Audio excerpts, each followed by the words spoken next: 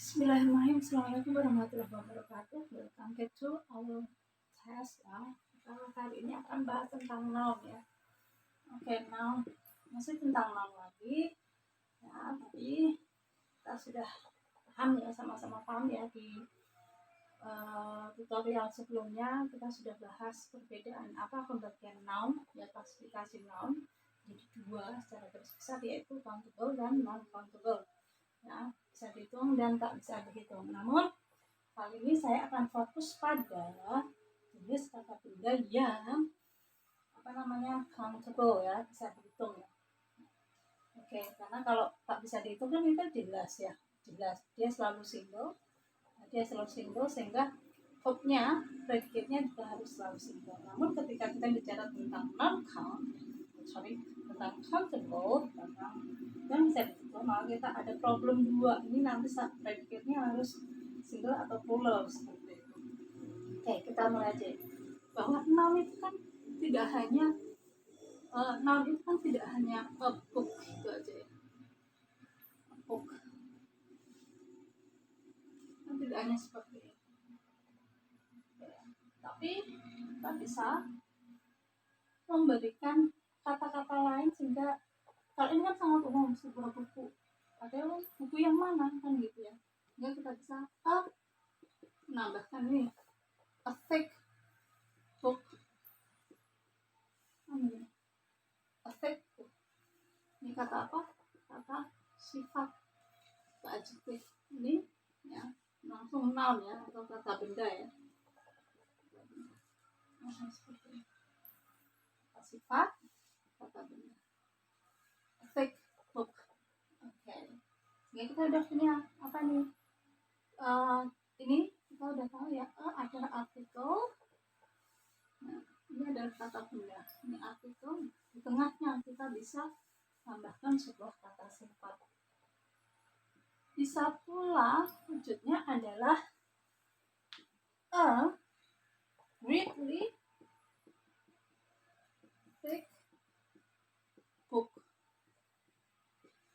Saya seperti ini. Greatly artinya apa? Greatly itu sama dengan artinya very ya. Namun kita tahu ya, di sini ada penambahan ly ya. Ly itu apa?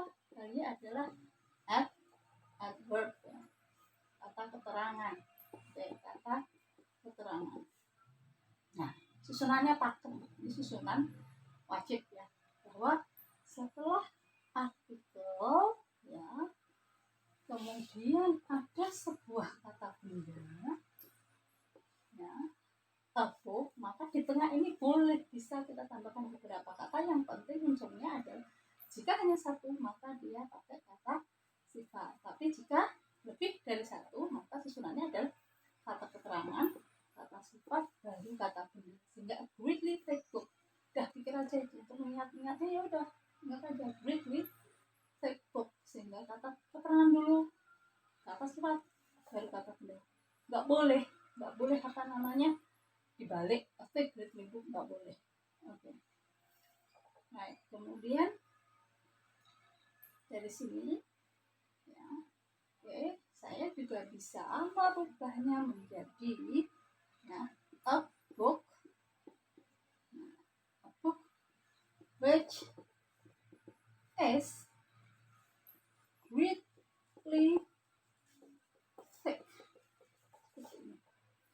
A book which is greatly thick. Ini nya, ini kata bendanya, ya kan ya, kata bendanya. Ini apa? Ini adalah keterangan atau kata sifat sebenarnya, kan sama kan ini penerang ya, penerang atau penjelasnya ya, yang tunggal dari a thick book menjadi greatly thick book. Tapi ketika booknya ini kita majukan jejer a book, maka kita ingin masih menyampaikan hal yang sama, maka kita bisa menambahkan which ya, which is greatly thick, sebuah buku yang benar-benar tebal seperti ini. Sehingga dari sini ya, kita sebenarnya sudah belajar noun phrase ya. Kita sudah belajar clausa. Ini ya, clausa. Adjective clause. Karena ini adalah menjelaskan, sehingga ketika kita bertanya, ini apa ini? Ini adalah menjelaskan kesini. Oke. Nah, sekarang ini tunggal apa jamak? Tunggal apa jamak? Tunggal, karena kita punya Oke. Bagaimana jika saya tambahkan two books which are greatly thick, maka tentu ini mengikuti menjadi jamak ya. Menjadi jamak. Mereka jelas sehingga ketika di sini maka nanti ketika ada kalimat ya, kalimat lagi kan, kalimat itu kemarin kan subjek ya, predicate. Nah, predicate itu kan ada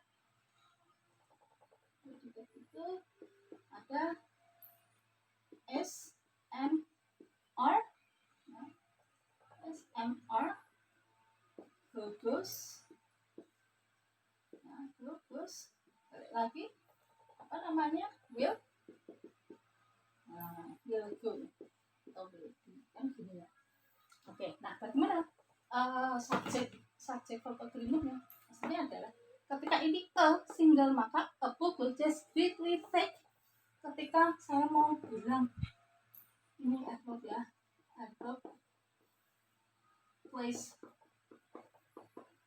on the table misalnya seperti ini, maka kan ini syarat kalimat kan harus dua ini harus terpenuhi aspek. Kita tidak punya a book which is greatly thick, predikatnya apa? Kita kesini maka kita pakai pilih yang is. Begini. Mengapa? Karena ini loh, predikatnya bukan ini Thomas. Bukan. Membedakannya di mana? Gampang, ini ada which-nya. Ya. Ketika ada which-nya maka sampai sebelum itu depannya ini adalah dia subjek ya. Oke. Karena balik lagi ini tadi ada sebuah noun. Noun itu selalu posisinya kalau bukan subjek ya objek nanti di sini. Oke. Bagaimana dengan two books? Nah, sama. Karena ini two books itu jamak ya. Ini kan semua tadi sebagai noun ya, posisi sebagai subjek. Maka ini perlakuannya juga sama di sini. Dengan apa? Are. Two books which are greatly thick are on the table. Seperti itu ya. Oke.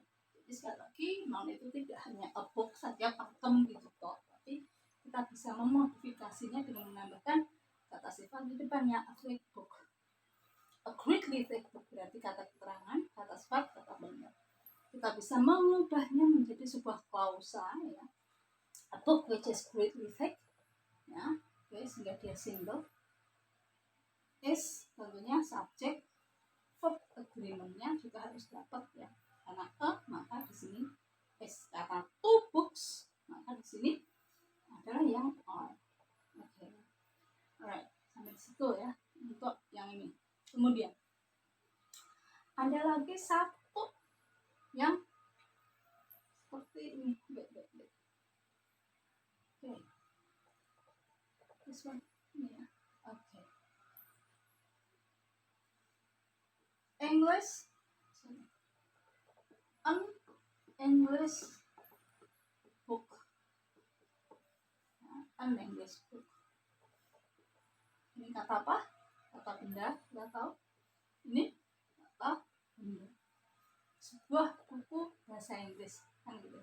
Sebuah buku bahasa Inggris. Nah, ini tunggal apa jamak? Tunggal. Sehingga nanti P-nya adalah is ya. Nah, English book is on the table misalnya seperti itu. Oke. Ini nanti sama makna dengan ini ya, saya geser book-nya. Saya kedepankan a book of English. Single or plural? Single ya, sama-sama an, sebuah. Sehingga kita nanti P maka kita pakainya is. Kalau memang itu langsung adverb on the table. An English book is on the table. A book of English is on the table. Jika saya menambahkan to English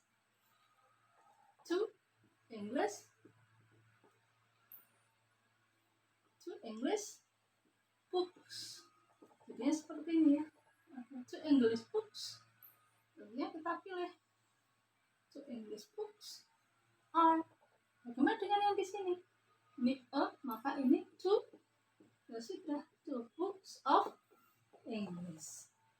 Tunggal apa jamak? Jamak karena ada book. Ini tadi ya. Nah ini ya. Kalau saya tulis di sini ya. To books of English. Nah, to atau misalnya saya ganti ya. Books of English are atau is. Saatnya are. Kenapa? Ya, tadi kita tahu kata benda. Ini juga kata benda ya. Jika ada dua kata benda jejer, di tengahnya itu ada yang namanya preposisi. Preposisi ya. Preposisi itu in on at aja tempat teman-temannya. Maka menentukan tunggal jamaknya adalah yang apa? Sebelum atau di depan preposisi. Jadi panjangnya kayak apa ya?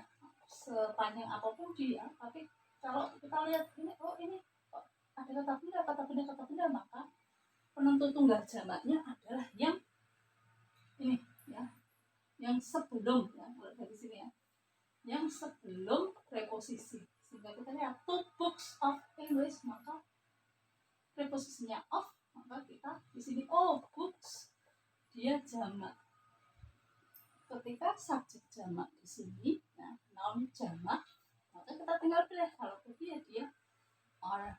Nah, two books of English are, kan gitu ya. Oke, alright. Mungkin sampai di sini dulu ya tentang noun. Oke, nanti untuk selebihnya bisa dipelajari kembali di modul kita. Self-property untuk yang ini dulu ya, nanti disambung dengan video-video tutorial yang lain. Thank you everyone, semoga bermanfaat. Nah, hope you enjoy it. Kalau ada pertanyaan silakan tulis di kolom komentar. Don't hesitate to text me. Thank you. Assalamualaikum warahmatullahi wabarakatuh.